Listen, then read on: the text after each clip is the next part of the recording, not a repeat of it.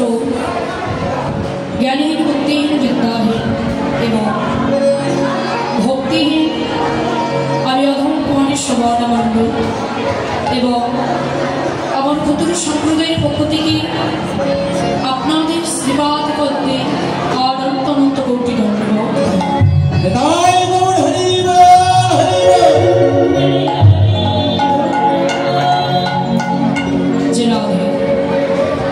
শ্রীরাম মধুময় মধুর নবদ্বীপে এহেন ভগবানের ভাবপ্রগতি মাধুর্য মণ্ডিত লীলা, যে লীলাগুলো বিশুদ্ধ ভক্তি হৃদয় মন্দিরে দৈনন্দিন আস্বাদন হয়। দেখুন নয় ভগবানের অনন্ত কোটি লীলা আমরা শাস্ত্র গ্রন্থ মতে দেখতে পাই। ভগবানের 64 প্রহর পর্যন্ত লীলা কীর্তন।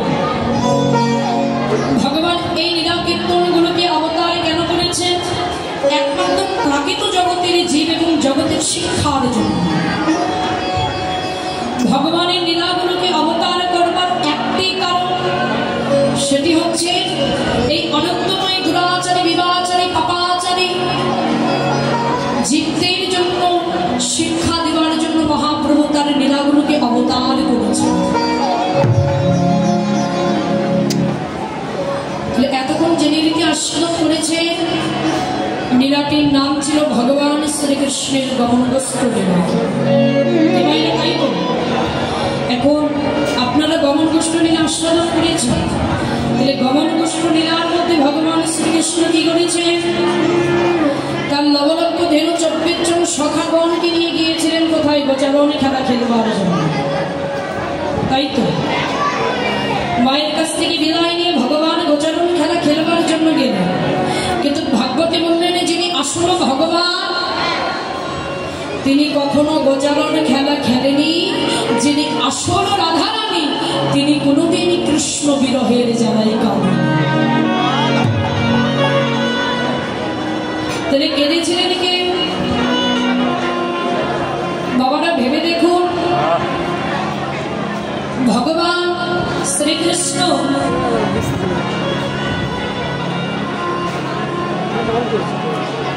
কংসকে দমন করবার জন্য বারবার মথুরা আক্রমণ করছে। মায়ের তাই তো ভগবান কি করছে? কংসকে দমন করবার জন্য বারবার মথুরাকে আক্রমণ করছে। তাহলে ভগবান যেই কংসকে ধ্বংস করা হয়ে গেল, এই মথুরার মধ্যে রাজত্ব শুরু করে দিল। এবার মথুরার মধ্যে যে রাজত্বে ভগবান শ্রীকৃষ্ণ শুরু করলেন, অমনি দর্শন করলেন আহা কংসে সেই শ্বশুর ভগবান শ্রীকৃষ্ণকে বারবার মথুরাতে গমন করতে, ভগবানকে ওই মথুরা থেকে তুলে নেবার জন্য বারবার কংসের শ্বশুর গমন করতে, আক্রমণ করতে। এখন ভগবান শ্রীকৃষ্ণ সেই কংসের শ্বশুরের অত্যাচারগুলো সহ্য করতে না পেরে চলে গেলেন কোথায়? দ্বারকা। সেখানে গিয়ে ভগবান বিরাজ করলেন, তাহলে আর ফিরে আসলেন। এবারে ভেবে দেখুন, ভগবান যে বৃন্দাবনে নেই এটা কি কখনো হয়? বাবা দ্বারকায় তো ভগবান থেকে গেলেন, তাহলে কি বৃন্দাবনে এখনো কৃষ্ণ নেই? তাহলে ভগবান কিন্তু এখনো বৃন্দাবনে রয়েছে।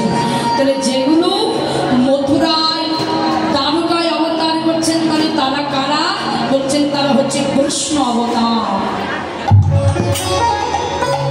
তারা হচ্ছেন কৃষ্ণ অবতার। এই জন্য ভাগবতী বলছে শয়নের কার্য নহে করিয়ে রবি, কৃষ্ণ রূপে বিষ্ণু করে আহা কংসের দমন। ভগবান অবতার হয়েছেন কৃষ্ণ রূপে, বিষ্ণু রূপে ভগবান অবতার হয়েছেন শুধুমাত্র কংসের ধ্বংসের জন্য।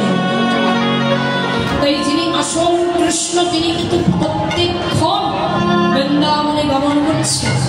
বৃন্দাবনে গমন করছেন কিনা জানি না বাবা, কিন্তু প্রতিটা ভক্তের হৃদয় কমনে কিন্তু সেই ভগবান বিরাজ করছে। তাহলে গোচারণে খেলা খেলছেন কারা? বলছেন কৃষ্ণ অবতার কৃষ্ণ।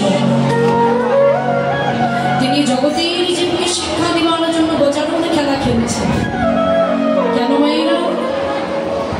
দেখুন, ভগবান শুধু তার মায়ের কাছ থেকে বিদায় নিয়ে গোচারণ খেলা খেলবার জন্য এসেছে বাবা, তা কিন্তু না। এই অনন্তময় বিশ্বব্রহ্মাণ্ডের মাঝে আপনি আমি প্রতিটা মানব জীব এই অনন্তময় সংসার জগতের মাঝে গোচারণ খেলা খেলবার জন্য ভগবানের কাছ থেকে বিদায় নিয়ে আমরা প্রত্যেকেই এসেছি।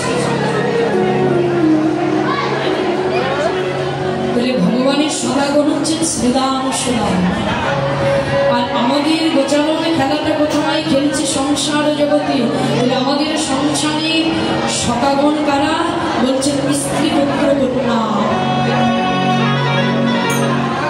ভগবান যেমন গোচারণ খেলা খেলা হয়ে গেলে বেরিয়ে অবসানকালে ঘরে ফিরে যাবে, তেমনি আমাদের এই সংসার জগতে গোচারণ খেলা খেলা হয়ে গেলে আমরা আপন আপন ঘর ছেড়ে প্রত্যেকের কাছে বিদায় নিয়ে পড়ল। এই জন্য বাবা, ভগবান আছে বলে আপনি আমি আছি। ভগবান যদি অনন্তময় বিশ্বব্রহ্মাণ্ডের মাঝে না থাকতো, তাহলে আপনি আমি জগতের মাঝে কেউই থাকতাম না। মধ্যাহ্নকালীন মেলা শ্রীমতী রাধারানীর সূর্য পূজা করে, গোবিন্দ বিরহীর জ্বালা, গোবিন্দ অনুরাগের জ্বালা রাধারানী সূর্য পূজার ছলনা করবেন, গৌরবদন দর্শন করবেন।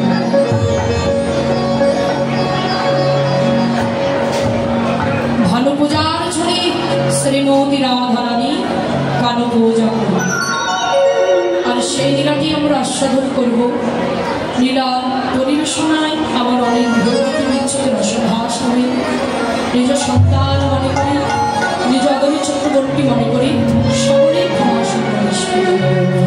জয় জয় শ্রী গৌর হরি